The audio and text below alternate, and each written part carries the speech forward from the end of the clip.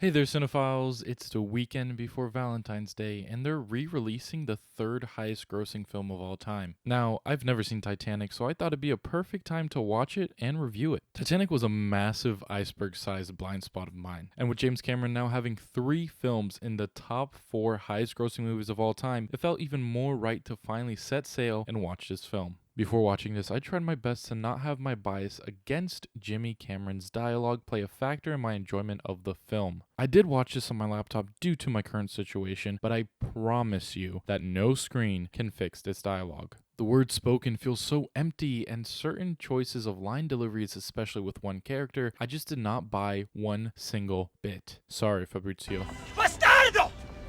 What did he say?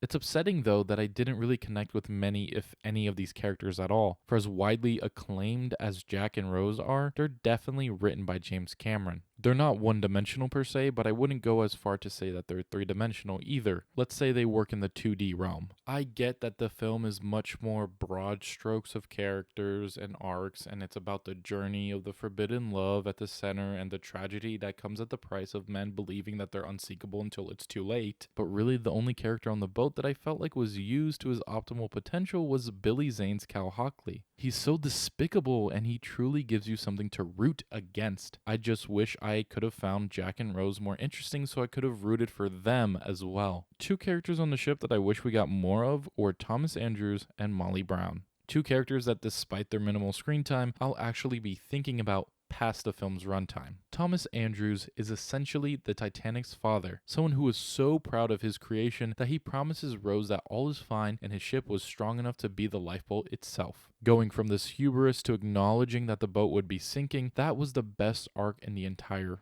film, especially with the fact that he went down with the ship. As for Molly Brown, the great Kathy Bates brings such great energy that is needed. Being a kind soul that is amongst the rich elite is something that was wonderful to see and allows for some fun contrast moments. She also does show some more heart that lies outside of the lower class too, as she was the reason Jack was able to upgrade his wardrobe in the first place. As far as the overall characters go, I just wish the main 2 were stronger and the supporting cast that I loved got more screen time. Except for Billy Zane. His screen time was perfect. The last aspect I didn't love about the writing was the structure of the film. I much would have preferred just going straight into the story or having a much shorter jumping point into the Titanic. It takes a while to set up, and the film is so long as a result, and I felt the length almost immediately. Taking place in the present day of the film's release and then jumping back into Rose's memory would have worked well if I cared for the present characters as well too. Bill Paxton tries his best, and he is entertaining for those scenes, but overall the interactions of the present day crew just feels too standard blockbuster. But alright, let me get into what I know is Jimmy Cameron's strong suit, and that's spectacle filmmaking. The visuals and effects are by far the most impressive aspect about this film. Just like his Avatar movies, the way he is able to show scale and the world is just something that is so inspirational. For as much as I detest his writing in this, I still want to give this a chance when it re-releases this weekend in IMAX for its 25th anniversary. The best part comes after the ship hitting the iceberg,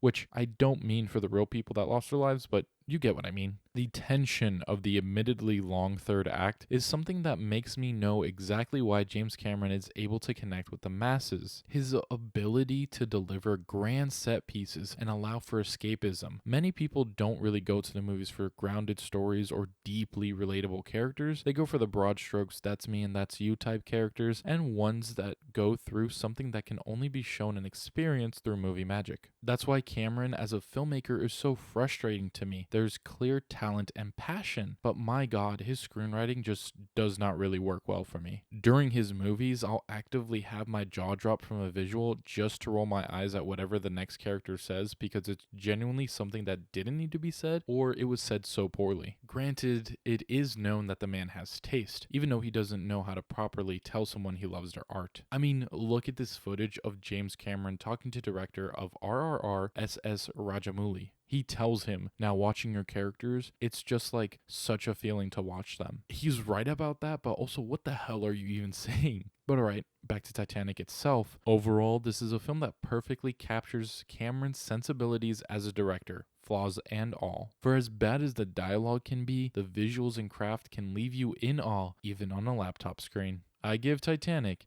a 3 out of 5 stars.